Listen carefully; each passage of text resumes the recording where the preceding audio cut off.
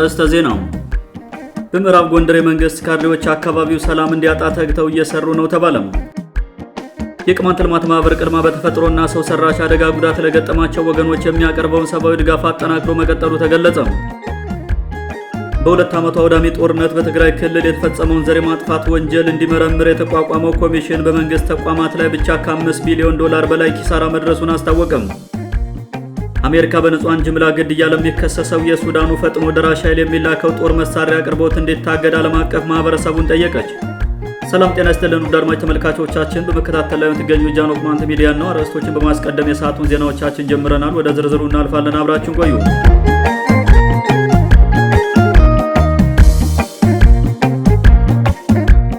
በምዕራብ ጎንደር የመንግስት ካድሬዎች አካባቢው ሰላም እንዲያጣ ተግተው እየሰሩ ነው ተባለም። ከብጥብጥና ስርዓት አልበኝነት ለማትረፍ ሌት ተቀን የሚሰሩት የምዕራብ ጎንደር ዞን የመንግስት ካድሬዎች የተቆራኛቸውን የዘረኝነት መንፈስ ለማርካት በዞኑ የሚገኙትን የአማራና ቅማንት ህዝቦች ለማባላት ተግተው እየሰሩ መሆናቸውን የመረጃ ምንጮቻችን ገልጸዋል። ከ2008 ዓ.ም ጀምረው ቀጠናውን የሰይጣን ኳስ ሜዳ አድርገው የንጹሃን ዜጎችን ደም እያፈሰሱ በወንጀል ላይ ወንጀል ሲደርቱ የቆዩት የዞኑና የመተማ ወረዳ ካድሬዎች ዛሬም ብጥብጡን ለማስቀጠል በቀጠናው ጠበንጃ አንግተው ጫካ ከገቡ ሽፍቶች ጋር ተባብረው ሁለቱን ህዝቦች እያጋደሉ ናቸው ተብሏል። እነዚህ ጽንፈኛ ባለስልጣናት ከሁለቱም ወገን ገንዘብ እየከፈሉ ያሰማሩት አረመኔ ቡድን ወደ አንዱ መንደር ዘልቆ በመግባት ንጹሃን ዜጎችን በጭካኔ እንዲገድልና ሌላው ደግሞ የበቀል እርምጃ እንዲወስድ በመገፋፋት ሁለቱን ህዝቦች መከራ ላይ ጥለዋቸዋል ሲሉ የመረጃ ምንጮቻችን ገልጸዋል።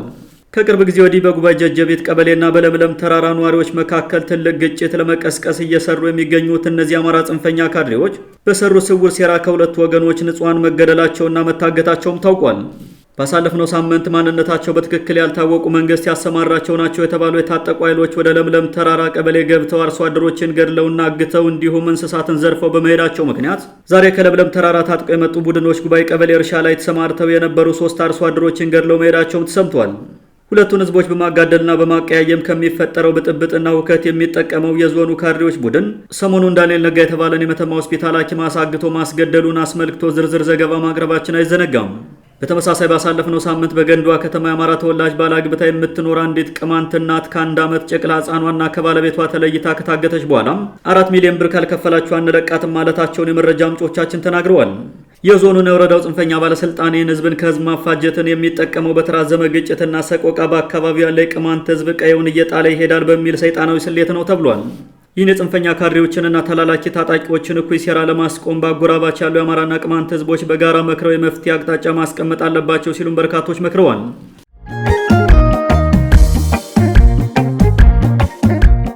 የቅማንት ልማት ማህበር ቅልማ በተፈጥሮና ሰው ሰራሽ አደጋ ጉዳት ለገጠማቸው ወገኖች የሚያቀርበውን ሰብአዊ ድጋፍ አጠናክሮ መቀጠሉ ተገለጸም።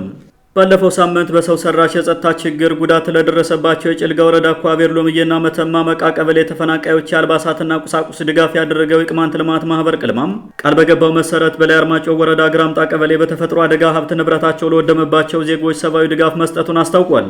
ባለፈው 2017 ክረምት በተለይም ከነሐሴ ወር አጋማሽ ጀምሮ በላይ አርማጮ ወረዳ ግራምጣና ጃሃ ቀበሌም ሲጥል በነበረው ንፋስና በረዶ የቀላቀለ ከፍተኛ ዝናብ በአካባቢው ህዝብ ላይ ከፍተኛ የቤትና የተንቀሳቃሽ ንብረት ውድመት ደርሶ እንደነበር የሚታወቅ ሲሆን ተጎጂዎችን መልሶ ለማቋቋም ቅልማ ከሚመለከታቸው የመንግስት አካላትና ቀና ሰዎች ጋር አብሮ እየሰራ ይገኛል። የቅማንት ልማት ማህበር አዲስ አበባ ማዕከል በሀገር ውስጥና በውጭ ሀገራት የሚገኙ አካባቢው ተወላጆችን አስተባብሮ በሰበሰበው ገንዘብ የምግብ ማብሰያ ቁሳቁሶችንና አልባሳትን ገዝቶ በተፈጥሮ አደጋው ለተጎዱ ወገኖች ድጋፍ በማድረግ የበኩሉን አስተዋጽኦ እየተወጣ ይገኛል። ማህበሩ ባለፈው ሳምንት ለኳቤር ሎምዬና መቃ ቀበሌ ተጎጂዎች ሰብአዊ ድጋፍ ሲያደርስ ቀጥሎ በዛው በጭልጋ ወረዳ ለሚገኙት የጎዶ ሞላሌት ቀበሌ ነዋሪዎችና ለላይ አርማጮ ወረዳ ግራምጣ ቀበሌ ነዋሪዎች የቁሳቁስና የአልባሳት ድጋፍ እንደሚያደርግ ቃል ገብቶ የነበር ሲሆን በቃሉ መሰረት ሰብአዊ ድጋፉን አጠናክሮ ቀጥሏል። ተቋሙ በተፈጥሮና ሰው ሰራሽ ችግሮች ለተጎዱ ወገኖች የሚያደርገውን ሰብአዊ ድጋፍ አጠናክሮ ከመቀጠሉ ባሻገር የአካባቢውን ችግር በዘላቂነት ለመፍታት በትምህርት፣ በጤናና በመሳሰሉ ማህበረሰብ አቀፍ አገልግሎቶች ላይ የተጠናከረ ስራ እየሰራ ይገኛል። ጃኖ ቅማንት ሚዲያ በበኩሉ የቅማንት ልማት ማህበር ቅልማ በጤናውና በትምህርቱ ዘርፍ እንዲሁም ለችግር ተጋላጭ ለሆኑ ወገኖች ከሚመለከታቸው የመንግስት አካላትና ቀና የማህበሩ ደጋፊዎች ጋር በመተባበር የሚያደርገውን ድጋፍና በሰራቸው ተግባራት ልክ ለሀገር አቀፍ የክብር ሽልማት የበቃባቸውን በጎ ተግባራት የተመለከቱ ዘገባዎችን ሲሰራ መቆየቱ አይዘነጋም። በቅማንት ልማት ማህበር የተደረገውን ሰብአዊ ድጋፍ አስመልክቶ የወረዳው ኮሚኒኬሽን ባጋራው መረጃ ማህበሩ ከ160 ሺህ ብር በላይ አውጥቶ ለ50 አባወራዎች የቁሳቁስና የአልባሳት ድጋፍ ማድረጉም ታውቋል።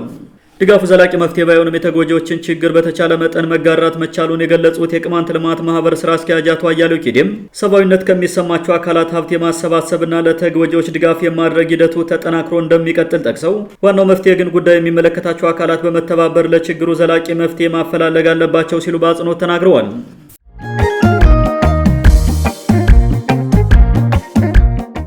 በሁለት ዓመቱ አውዳሚ ጦርነት በትግራይ ክልል የተፈጸመውን የዘር ማጥፋት ወንጀል እንዲመረምር የተቋቋመው ኮሚሽን በመንግስት ተቋማት ላይ ብቻ ከ5 ቢሊዮን ዶላር በላይ ኪሳራ መድረሱን አስታወቀም። በጦርነቱ ወቅት በመንግስት ተቋማት ላይ የደረሰውን ጉዳት አስመልክቶ ለጋዜጠኞች ማብራሪያ የሰጠው ቲጂኢአርሲ ጦርነቱ በመንግስት ተቋማት ላይ ብቻ ከ5 ቢሊዮን ዶላር በላይ ኪሳራና ውድመት ማድረሱን ተናግሯል። በትግራይ የተፈጸመውን ዘር ማጥፋት ወንጀል እንዲመረምርና እንዲሰንድ እንዲሁም ለሚመለከተው አካል አደራጅቶ እንዲያቀርብ የተቋቋመውን ኮሚሽን የሚመሩት ኮሚሽነር የማነ ዘርአይ ጦርነቱ ከተጀመረበት ዕለት አንስቶ እስከ ፕሪቶሪያው ስምምነት ድረስ ባለው ጊዜ ውስጥ በመንግስት መሰረተ ልማቶች ላይ ከ5 ቢሊዮን ዶላር በላይ ጉዳትና ኪሳራ መድረሱን ተናግረዋል። በጦርነቱ ከፍተኛ ጉዳት ከደረሰባቸው የመንግስት ተቋማት መካከል የውሃ መሰረተ ልማቶች፣ መንገድና ትራንስፖርት ማዘጋጃ ቤት፣ የኤሌክትሪክና ኤነርጂ መሰረተ ልማቶች እንዲሁም ሚዲያና ቴሌኮሙኒኬሽን ትልቁን ድርሻ እንደሚወስዱ አስቀምጧል። እንደ ኮሚሽኑ ጥናት ከሆነ በውሃና ንጽህና መጠበቂያ መሰረተ ልማቶች ላይ በተፈጸመው ውድመት ከ1.8 ቢሊዮን ዶላር በላይ ኪሳራ የተመዘገበ ሲሆን በዚህም ከ3.6 ሚሊዮን በላይ ዜጎች ለውሃ እጥረት እንዲጋለጡ መደረጉ ታውቋል። በተመሳሳይ በመንገድና ትራንስፖርት መሰረተ ልማቶች ላይ በተፈጸመው ጉዳት ከ1.5 ቢሊዮን ዶላር በላይ ኪሳራ መመዝገቡን የጠቆመው የጥናት ኮሚሽኑም እንደ ትግራይ ቲቪ፣ ትግራይ ኮሙኒኬሽን፣ ድምፀ ወያኔና ኤፍኤም መቀሌ በመሳሰሉት የሚዲያ ተቋማት ላይ በደረሰው ጉዳትም ከ326 ሚሊዮን ዶላር በላይ ኪሳራ መመዝገቡን አትቷል። ጥናቱ በጊዜ አስተዳደሩ ስር ያሉ የገጠር አካባቢዎችን ጨምሮ 84 ከተሞችን ማካተቱንና በጥናቱ መሰረት በክልሉ የሚገኙ መንገዶችና ኤሌክትሪክ መሰረተ ልማቶች ከፍተኛ ውድመት ማስተናገዳቸውን የገለጹት የኮሚሽኑ ተመራማሪ ኢንጂነር ዳንኤል ሀጎስ በጦርነቱ ከተሳተፉት አካላት በእነዚህ ተቋማት ላይ የትኞቹ ከፍተኛ ውድመት እንዳደረሱ በመቶኛ ለማስቀመጥ እንዳልተቻለ ተናግረዋል። ኮሚሽኑ ቀደም ሲል ባደረገው ጥናት በመግደል፣ በማፈናቀል፣ በጾታዊ ጥቃት፣ በተፈጥሮ ሀብት፣ በማህበራዊና ተፈጥሯዊ ጉዳዮች የኢትዮጵያን መንግስት ጨምሮ በጦርነቱ የተሳተፉት ሻዕቢያና የአማራ ኃይሎች ያደረሱትን ጉዳት በመቶኛ ስልቶ በዝርዝር ማስቀመጡ ይታወሳል። በሌላ በኩል በትግራይ ጦርነት ወቅት የትግራይ ኃይሎች የጠላት ተላላኪ ባሏቸው የተወሰኑ ወገኖች ላይ እርምጃ እንደወሰዱና ለወታደራዊ ጠቀሜታ ሲባል የጠላት ኃይል እንዳይጠቀምባቸው በሚል ያወደሟቸው ተቋማት እንደነበሩ የሚገልጹ አንዳንድ አስተያየት ሰጪዎች ኮሚሽኑ ግን ይህን ባላየ እንዳለፈውና ዋና ትኩረቱ ከትግራይ በተቃርኖ የቆሙ ኃይሎች የፈጸሙት ወንጀል ላይ ብቻ እንደሆነ ይናገራሉ።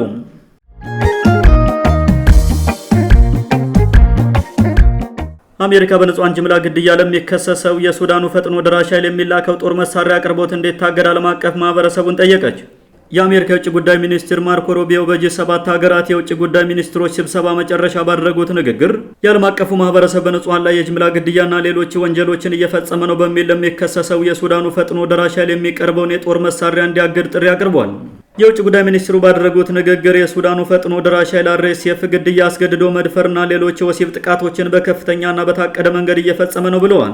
የሱዳን ጦር ሰራዊት የተባበሩት አረብ ኤምሬትስን ለፈጥኖ ደራሹ ኃይል ጦር መሳሪያ በማቅረብ እየከሰሰ ቢሆንም የተባበሩት አረብ ኤምሬትስ በበኩሏ ክሱን በተደጋጋሚ ውድቅ እያደረገችው ቀጥላለች። በርካታ አስተያየት ሰጪዎች የአሜሪካ የውጭ ጉዳይ ሚኒስትር የጦር መሳሪያ ክልከላ ጥሪ ምን ያክልውን ይሆናል በሚለው ጉዳይ ላይ ከፍተኛ ጥርጣሬ ነግሶባቸዋል እያሉ ሲሆን ከዚህ በፊት በአሜሪካ የሚደገፍ ተኩስ አቁም ለሰብአዊ ረድኤት የተባለ ስምምነት ከተፈጸመ በኋላ በአርኤስኤፍ መጣሱን ለስጋታቸው እንደማሳያ አድርገው አቅርበዋል። የአርኤስኤፍ ወታደሮች ለ18 ወራት ያክል ከበባ ውስጥ አስገብተዋት የነበረችውን ኤልፋሽር የተባለች የምዕራብ ሱዳን ከተማ ባሳለፍነው ሳምንት በቁጥጥር ስር ያዋሏት ሲሆን በጣም ጥቂት ሰዎች ብቻ ከከተማው ወጥተው ሲያመልጡ በርካታ ሱዳናውያን የጅምላ ግድያ ተፈጽሞባቸዋል። የአሜሪካ መንግስትና የሰብአዊ ረድኤት አካላት በኤልፋሽር አርኤስኤፍ አረብ ባልሆኑ ሱዳናውያን ላይ እየፈጸመው ያለው የታቀደና የተጠና ጅምላ ግድያ የዘር ፍጅት ሊባል የሚችል ነው ሲሉ ይገልጹታል። የአሜሪካ ውጭ ጉዳይ ሚኒስትር አርኤስኤፍ በህፃናትና ሴቶች ላይ እጅግ ዘግናኝ በሆነ መንገድ ከፍተኛ ግድያዎችንና የጾታ ጥቃቶችን እየፈጸመ በመሆኑ ጉዳይ በፍጥነት መቆም አለበት ብሏል።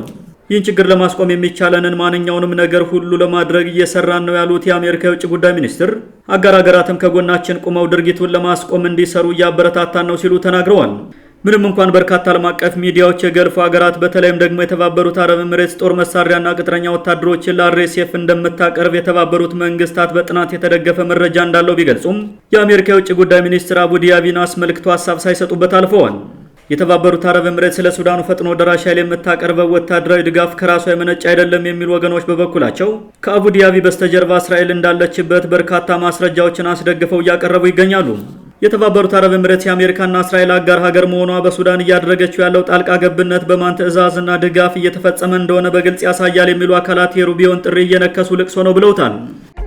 ውድ አድማጮቻችን ለዛሬ የነበሩ ዘገባዎችን ይመስሉ ነበር። መልካም ጊዜ ሁላችሁ